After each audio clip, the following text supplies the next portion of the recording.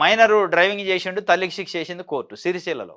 బాలుడు వాహనం నడుపుతూ ఒకరి మరణానికి కారణమైందట. ఆ కేసులో అతని తల్లిపై కేసు నమోదు చేసి రిమాండ్‌కు తరలించారు. ఈ సంఘటనపై డీఎస్పీ చంద్రశేఖర్ రెడ్డి మంగళవారం అందించిన వివరాలు ఇవి.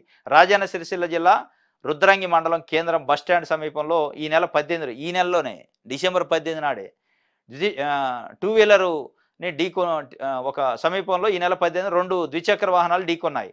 రుద్రంగి మండలానికి చెందిన గడ్డం లక్ష్మి మైనర్ అయినప్పటికీ తన కొడుక్కి వాహనం ఇవ్వడం వల్ల ప్రమాదం జరిగింది. ప్రమాదంలో అదే గ్రామానికి చెందిన కంటే రాములు 72 సంవత్సరాల తీవ్ర గాయాలతో మృతి చెందాడు.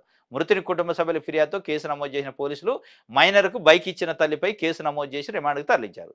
పిల్లలకు వాహనాలు ఇచ్చి ప్రమాదాలకు కారణమైతే పెద్దలు జైలుకు వెళ్లాల్సి వస్తుందని పోలీసులు హెచ్చరించారు.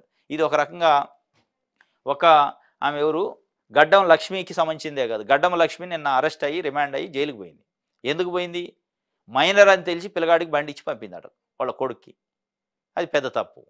వాడు పోయి గుద్దిండు. 70 సంవత్సరాల వయసు ఉన్న ఒక ముసలాయన్ని గుద్దటం వల్ల చనిపోయిండు ఆయన యాక్సిడెంట్ చేస్తే. చనిపోతే ఇప్పుడు కేసు ఎవరు పెట్టాలి? కేసు ఎవరు మేము పెట్టాలంటే మైనరు కేసు పెట్టడానికి లేదు. మైనర్కి బండి ఇచ్చింది ఎవరంటే తల్లి. కాబట్టి తల్లిని లోపటేశారు. కాబట్టి ప్రతి తల్లిదండ్రులు గమనించాలి. ఏదో మన ముందు కోసం, మారం కోసం, అవసరం కోసం వాడికి 18 సంవత్సరాలు నిండక తలికే మేజర్ కాక తలికే బండ్లు ఇచ్చి నడపడం రాక ఎవడో గుద్దితే తప్పనిసరిగా తల్లిదండ్రులు పేరెంట్స్ జైలుకు పోవాల్సి వస్తుంది. దీన్ని బట్టి మనం గమనించుకోవాలి. కాబట్టి ప్రతి పేరెంట్ కూడా దీన్ని గమనించి జాగ్రత్తగా ఉండాలి.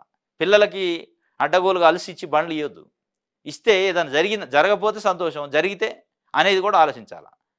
జరిగితే నడిపేటోడు పోవచ్చు, ఎవడన్నా ఎదుటోడిని గుద్దవచ్చు. ఈ రెండు నష్టమే కదా.